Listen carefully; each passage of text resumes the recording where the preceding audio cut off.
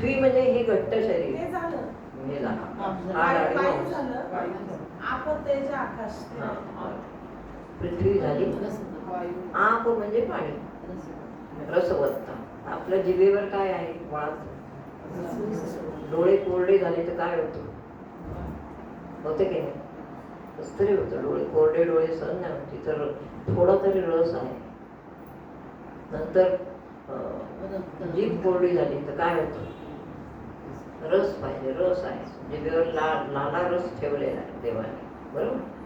त्या लाला रसामध्ये किती हे आहे?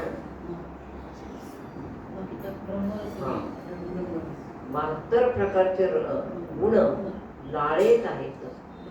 तुकाराम महाराजांना एक मनुष्य विचारायला गेला, साधा होता विचारा शेतकरी. म्हणजे बुवा लई नरड दुखते, इथं दुखत. तुकाराम महाराज सांगते, अरे वेड्या, कशाला काळजी करतो? ब्रह्मरस घेई काढा, तेने पिडा आहे. मग त्याला काहीच कळत म्हणलंय, आम्हाला तुमची भाषा नाही ना आम्हाला कळत. तेव्हा ब्रह्मरस म्हणजे आता तुम्हाला सांगते, आपण सकाळी उठल्याबरोबर काही आपलं दुखत असेल तरी आपली लाळ जी आहे ती इथून डायरेक्ट येणारा रस आहे, लाला रस. त्याच्यामध्ये अन्नपचनाची ताकद आहे. म्हणून आपण म्हणतो घास प्रत्येक घास 32 वेळा चावावा. त्याचं कारण आहे की जितका लाला रस त्या घासात मिसळेल तितकं त्याचं आत जाऊन उत्तम पचन होतं, म्हणजे झालं, ब्रह्मपचन झालं. ती जी लाळ आहे सकाळी उठल्याबरोबरची, कुठेही तुमचा दुखत असेल ना तर ते थोडंसं काढ आणलेला, तो चमत्कार आहे, करून पहा. तसं तुकाराम महाराजांनी सांगितलं की बाबा कशाला काळजी करतो, थोडीशी लाळ घे आणि इथं असं असं चोळ, आपल्या दुखतं कधीतरी तर ते राहतं. ब्रह्मरस, ब्रह्म कुठं आहे? तिथे आहे. आणि त्याचा रस म्हणजे लाला रस, कळलं? तर तो लाला रस हा दिव्य रस आहे आपल्या मुखात, ज्यामुळे किती कोणत्याही प्रकारचं लोक काय काय खातात सांगा नाही, ते खातात की नाही, त्याचं सुद्धा पचन करतो लाला रस. ते पचनासारखं अन्न आहे का? त्याचं सुद्धा पचन. म्हणून लाला रस सर्वात महत्वाचा, त्याला ब्रह्मरस असं नाव. ब्रह्मरस घेई काढा, तेणे पिढा वारे. हा लाला रस आपल्या मस्तकाच्या भागातून असा खाली आलेला आहे. नंतर काय सांगू?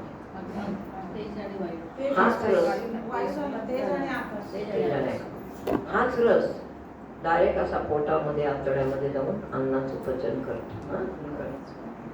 पुढे आता तेज सांगायचं. तेज म्हटलं की काय आहे? उजेड आहे, प्रकाश आहे. तो कसा दिसतो? डोळ्यांनी दिसतो. म्हणून आपल्याकडे प्रथम जाण बुद्धी, जे तेज तत्व आले बाबा लक्षात आलं माझ्या, जे तेज तत्वाची आधी लक्षात घ्या. या ठिकाणी प्रथम आत्मा, त्याच्याच लगत ताबडतोब बुद्धी आहे. ताबडतोबचा जो मेंदूचा भाग आहे त्याला बुद्धी म्हणतात, कारण आत्म्याचा थेट प्रकाश फक्त बुद्धीवर पडलेला, ती त्याची रचना आहे.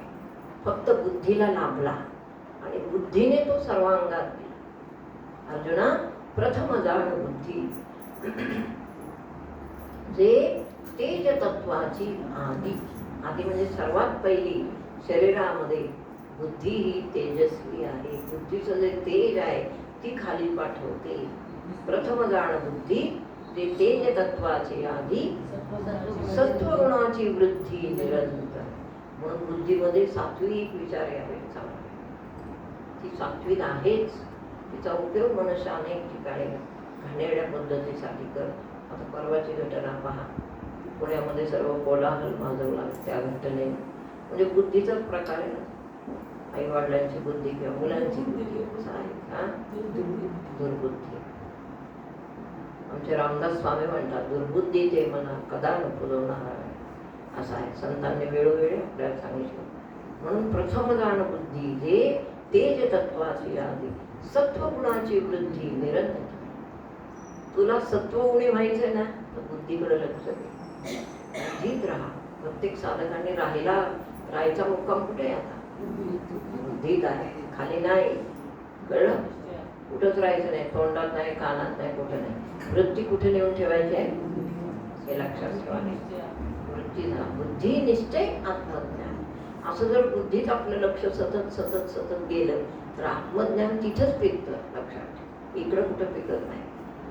बुद्धी निश्चय असा निश्चय झाला की नाही देवा मला एवढी छान बुद्धी दिलीस, मी तिथंच लक्ष देईन. कामं करा सगळी, वाट्याला आली, गृहिणींनी गृहिणींची कामं करा, ऑफिसर लोकांनी ऑफिसरची कामं करा, विद्यार्थ्यांनी काय कॉलेज करा, सगळं करा. पण एकदा फक्त 1 सेकंद श्वास वर घेऊन. तसं कोणी बुद्धीत जाऊ शकणार नाही. त्याचा जिना फक्त श्वास आहे. त्याला पायऱ्या आहेत श्वासात. किंचित श्वास वर घेऊन वर लक्ष देणे म्हणजे बुद्धीत जाणे. कळलं? त्याच्या पायऱ्या आहेत श्वासाच्या. प्रथम जाणं बुद्धी. प्रथम म्हणजे कशाच्या प्रथम?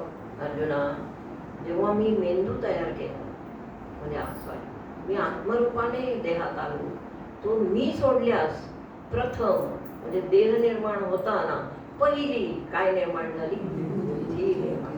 पहिलं डोकं बाहेर येतं का शरीर बाहेर येतं? डोकं बाहेर येतं. त्याच्यावरून बघा, कान पाय पहिले येतात. ते चुकीचं असलं तर येतात. ते चुकीचं आहे. पहिलं मनुष्याचं काय बाहेर काढतो? ते सगळं देवच करतो. आपण काय करतो? देवच करतो.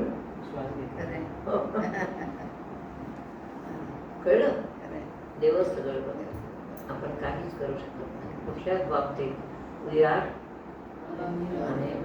अनेबल. प्रत्येक घटना पहा, प्रत्येक संधी पहा, प्रत्येक क्षण पहा, ईश्वराशिवाय काहीच नाही. मला हे सांगताना आता रडू येईल. सद्गुरु स्वामी मला असं वाटतं माणसं कसं काय विसरतात ईश्वराला. ठीक आहे. म्हणून अर्जुना प्रथम जाण. अभ्यास करताना लक्षात ठेवा, कुठं लक्ष देऊन अभ्यास करायचा? प्रथम जाण. इथे लक्ष आणायचं आणि अभ्यास करायचा. ध्यानाला बसताना लक्ष कुठं द्यायचं? नाही म्हणजे आम्ही खाली लक्ष. खाली काय? खाली काहीच नाहीये. वर म्हणजे वरच्या वर्गातलं आणि खालच्या वर्गात. तसं आहे. जशा जशा ज्या ज्या इंद्रियांची संगत करावी तस तशी इंद्रिय आपल्याला इकडे तिकडे भटकवतात. तसं इंद्रिय फार इंद्रिय कशी माहिती नाही. इंद्रियाची काय ओळी आहे?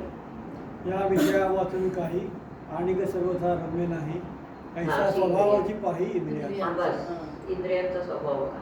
या विषया वाचून काही आणि सर्वथा रम्य नाही. पिक्चर बघा, तिकीट नाही मिळालं तरी असं घरमेल पाहते इतरच असं असं का नाही मिळालं? कितीच आहे? नाही म्हणजे ते 400चं तिकीट आहे ते नाही मिळालं. कितीचं मिळणार आहे? 500चे 2 शिल्लक काढा. दॅट इज कॉल इंद्रिय. इंद्रिय तुम्हाला गप्प बसूच देणार नाहीत कधीच. म्हणून इंद्रियांना जिंकणं अवघड. म्हणून मनुष्याला हे येत नाही अध्यात्म. बलवान इंद्रिय ग्राम विद्वांस ते करते. काळच गोष्ट झाली, माहिती गोष्ट झाली. जेमिनी नावाचा शिष्य होता व्यासांचा. सर्वांना माहिती आहे बहुतेक, नवीनांसाठीचा. व्यास महर्षी आहेत ना, त्यांचा जेमिनी नावाचा शिष्य होता. आणि एक दिवस जेमिनी लिहित बसला खाली. व्यास महर्षी सांगतायत, बाबा लिही, बलवान इंद्रिय ग्राम विद्वांस. कितीही विद्वान मनुष्य असला तरी त्याची इंद्रिय त्याला खाली खेचल्याशिवाय राहणार नाही असं लिही. तो लेखणी टाकून गेली बसला बघ. म्हणणं हे नाही मला पण, कारण मी स्वतः हुशार आहे असं त्याचा समज होता. खूप हुशार होताच तो हुशार. 1 नंबरचा शिष्य होता. ते पण 1 नंबरच्या शिष्यांना सुद्धा अहंकार नाही. अहंकार कुठं आला तो गुरुला लगेच समजतो. न अहंकार. कशाचा अहंकार पाळणं? कळलं? त्याला अहम आला की मी हुशार आहे, माणूस कसं लिहायचं म्हणजे मी नाही लिहिणार. म्हणजे शांत बस शांत ठेवते. ठेवली त्या दिवशी लेख. आता 2-4 दिवसांनी असा प्रसंग आला. संध्याकाळचा सायं यज्ञ कुटीमध्ये तो करत होता. खूप पाऊस आला. इतका पाऊस मुसळधार यज्ञ चाललेला छानपैकी. सगळं लक्ष यज्ञात. इतक्या त्या मुसळधार पावसामध्ये त्याच्या त्या कुटीच्या वळचणीला एक 16-17 वर्षाची मुलगी तरुणी सुंदर उभी राहिलेली त्याला दिसली. कशातून विषय आत गेला? एक इंद्रिय पुढे गेलं. त्याने पाहिलं कोण आहे बाबा, असं असं आणि सुंदर तरुणी 16 वर्षाची आणि ती इथे आली. विचार, मग त्याच्या मनात आलं हवन संपलं, हवन सोडून दिलं. म्हणले नाही, तिला बिचारायला पाऊस लागेल. असं कसं आपल्याला माणूस काय मनुष्य छान मुलायम त्याला मुलामध्ये येतो.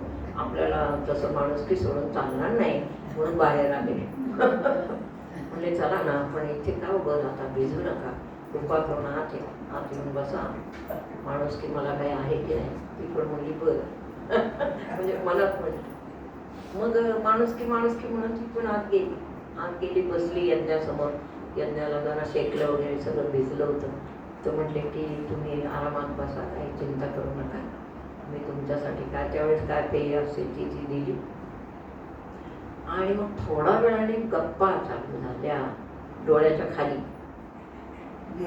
विषय कुठे आला आता, घाबरून राहा विषय. विषय हे तुम्हाला कधी या महाराज या या या खुर्ची पाहिजे खाली इथे कळलं तुम्हाला. विषय कुठे आला, डोळ्यांच्या खाली. मग म्हणले की काय करावं आता, तुम्ही आरामात बसा, तुम्हाला काही कष्ट नको. बर, ती मुलगी छान असता असं बर. मग थोड्या वेळाने आणखीन गप्पा पुढे गेल्या.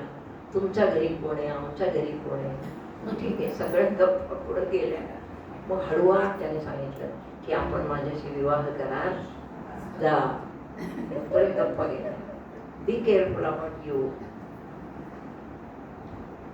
तुम्हीच काय, मी माझ्यासाठी सुद्धा बी, पण आता माझं खूप वय झालं, मला कोण काय करणार आहे विषय सांग पुढे. तरी पण आपण जागृत राहायचं. कोणीच काय करणार नाही, पण आपल्या ठिकाणी विषय निर्माण होऊ नये याची काळजी म्हाताऱ्या लोकांनी पण घेतली पाहिजे, असं माझं मत आहे.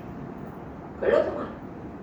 मग मुखापर्यंत विषय गेला. म्हणले मग काय करायचं, नाही तुमच्या घरी कोणी, आमच्या, त्याची चर्चा झाली. मग हळूवार थोडा वेळ अजून गेला गप्पा. मग तिने पण विचारायची वेळ आली, पण ह्यानेच विचारलं की आपण माझ्याशी विवाह कराल. एका बैठकीत सगळं झालं. यज्ञ राहिला बाजूला, म्हणूनच राहिलं बाजूला. दॅट इज कॉल विषय, दॅट इज कॉल इंद्रिय. इंद्रिय बलवान इंद्रिय ग्रामो विद्वांसपी न दर्शत. विद्वानांना सुद्धा आकर्षित करून टाकता ती इंद्रिय. इंद्रियांना तुम्ही नीट समजू नका, प्रत्येक इंद्रिय धोकादायकच आहे.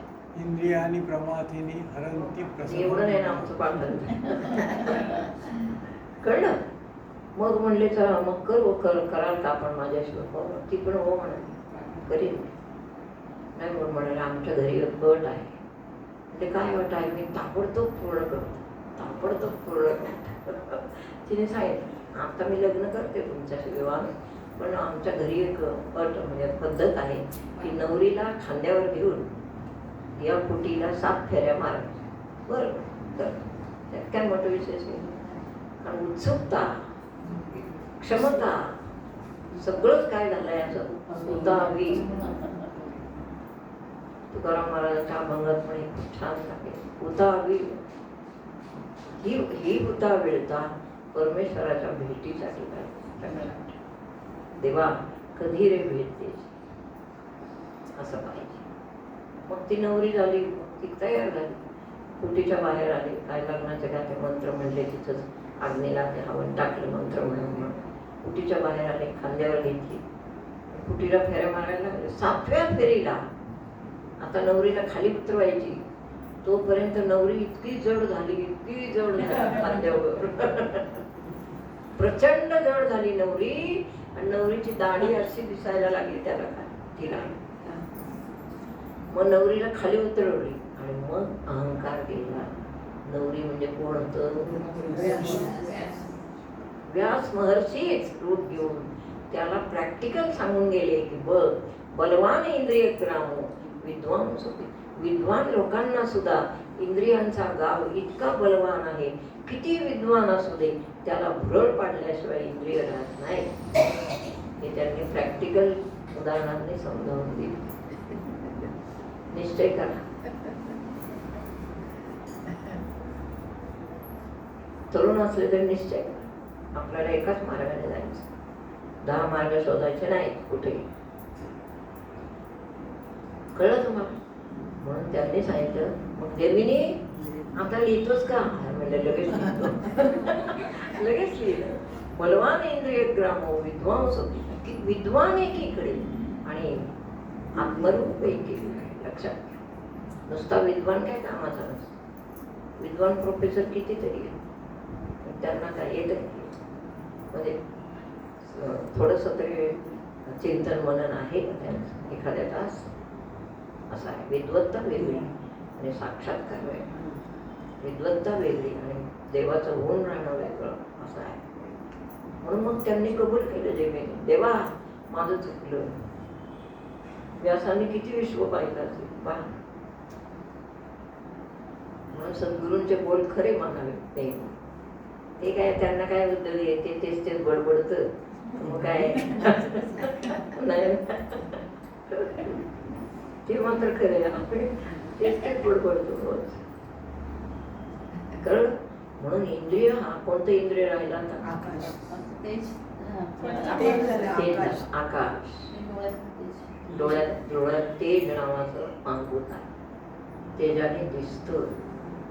ते डोळे आपण कशाला किती वापरायचे हे ठरवून टाका. टीव्ही बघत असाल ते 15-20 मिनिटं अर्धा तास पहा. जास्त सारखं टीव्ही आणि आता फोन खेळतात मुलं. त्या फोनवर नियंत्रण काय कसं आणायचं ते तुम्हीच बघा. मुलांना हल्ली नियंत्रण नाही. आईवडील चांगले असतात पण मुलं ऐकतच नाही. आणि काय करायचं शेवटी असा प्रश्न आहे. कलियुग पूर्ण यांत्रिक प्रकरणात बुडालेलं आहे सगळं कलियुग. आता ते कुठं जाऊन थांबेल मला माहीत नाही. मी चिंतन करताना मला कळतं सगळं. घरी मला काय उद्योग आहे, फक्त चिंतनातच माझा विषय जातो. वेळ नंतर तेव्हा कळतं की अरे रे काय चाललंय, खूप वाईट आहे आत्ताची स्थिती. म्हणजे मोबाईल हा विषय असा दिला अमेरिकेने तुमच्यापुढे टाकून, सगळे भारतीय भुलले रे भुलले.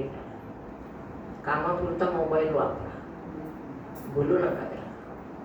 म्हणजे त्याच्याशिवाय होतच नाही, त्याचीच भूक आहे असं नाही.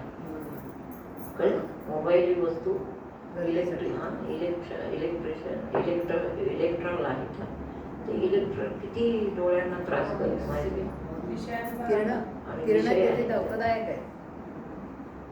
ती जी इलेक्ट्रिक त्याच्यात आहे ती धोकादायक आहे डोळ्यात. म्हणजे इकडे निसर्गाने इतके सुंदर डोळे दिले आणि त्याला असं खराब करायचं हे पण नाही. प्रकृतीच्या विरुद्ध आहे. म्हणून इलेक्ट्रिकलकडे कमी आकर्षण करायचं. कळलं? स्वतःच पुढं काय राहिलं सांगायचं झालं. म्हणून यांना इथं बसवलं.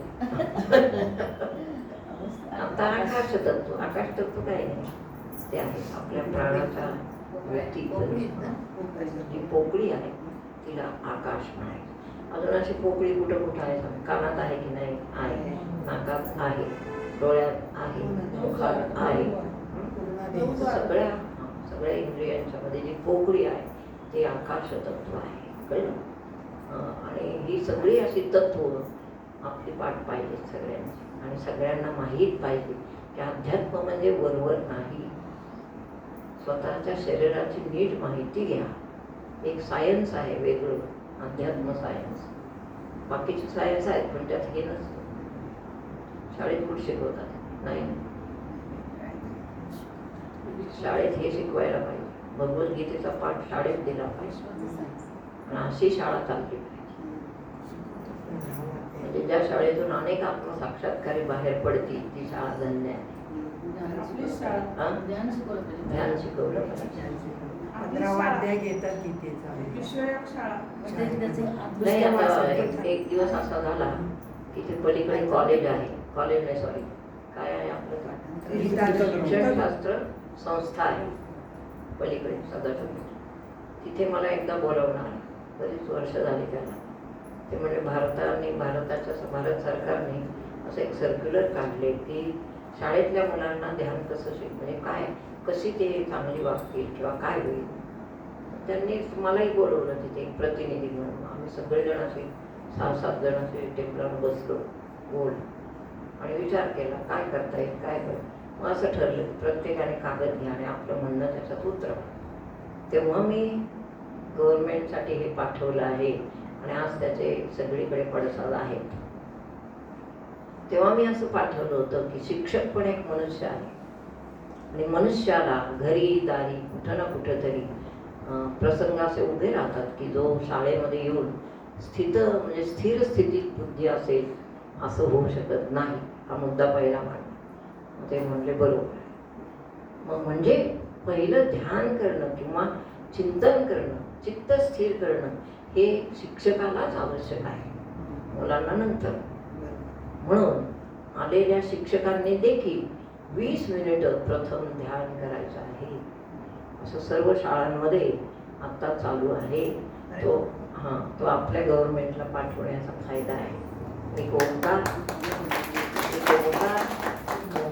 करा पहिल्यांदा आणि 20 मिनिटं ध्यान करा. तर मुलंही करतात ना शाळेत. अक्षरनंदन शाळेमध्ये घेतो. अक्षरनंदन शाळा आहे ना तिथे मी आहे सगळ्या शाळेत तिथे घेतो. सगळीकडे आहे बरेच ओंकार सगळीकडे. किती सांगायचं आहे. एवढं ज्ञान आज पुरे आहे. उद्यानंतर उद्याचं बोलू. आजचा विषय छान झाला कारण तुम्हाला सगळ्यांना माहीत पाहिजे. आपल्या फोनवर रेकॉर्डेड झालेला आहे. ते बहुतेक आता काय हे महाराष्ट्र